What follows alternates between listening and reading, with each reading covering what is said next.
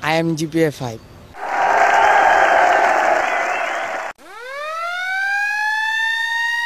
Operation করার সময় যে লাইটটা জ্বালা ওইটা তো জানি, কিন্তু তার বেশি কিছু জানি না। নেপালের রাজধানী কোথায়? নেপসুন।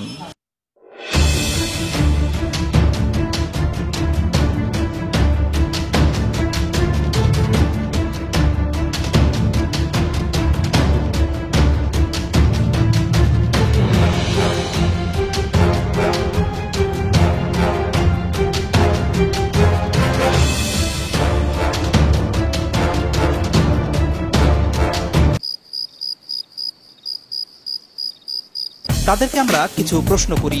জিপিএ এটার পূর্ণাঙ্গ রূপ কি? জানি না, এখন মনে পড়ছে না। এসএসসি এটার পূর্ণাঙ্গ রূপ কি?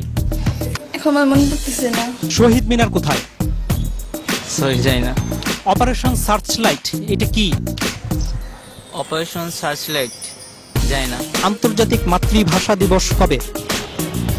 জানি না। নিউটন কোন তত্ত্বের জন্য বিখ্যাত? জানি না। জাতীয় স্মৃতিসৌধ কোথায়? জাতীয় স্মৃতিসৌধ হচ্ছে পাই না, রণসঙ্গীত কে রচনা করেছে? পারি না। বাংলাদেশের বর্তমান রাষ্ট্রপতির নাম কি? বাংলাদেশের বর্তমান রাষ্ট্রপতির নাম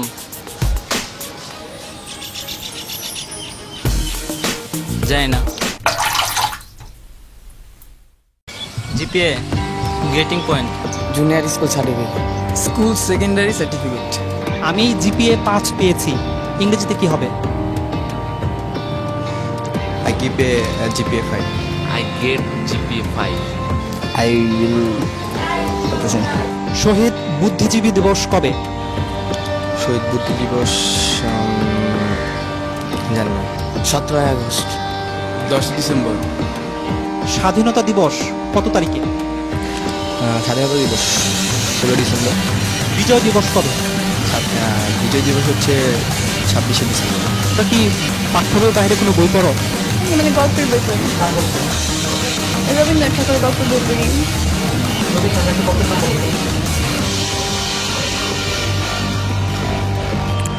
রাষ্ট্রপতির নাম হচ্ছে বাংলাদেশের জাতীয় সঙ্গীতের রচয়িতা কে? কাজী নজরুল ইসলাম। মাউন্ট এভারেস্ট কোথায়? ইংল্যান্ড। পিথাগোরাস কে? একজন উপন্যাসিক। নিউটনের তত্ত্বটা কি, নাম কি? গাছ থেকে মানে আপেল পড়ে যাই, তত্ত্বটার নাম কি? নামটা মানে। এদিকে শিক্ষার্থীরাই জানালো কেন তারা এসব প্রশ্নের উত্তর দিতে পারছে না। প্রথম কথা হলো আমি সংবাদ বেশি দেখি না, নিউজ পেপার পড়ি না।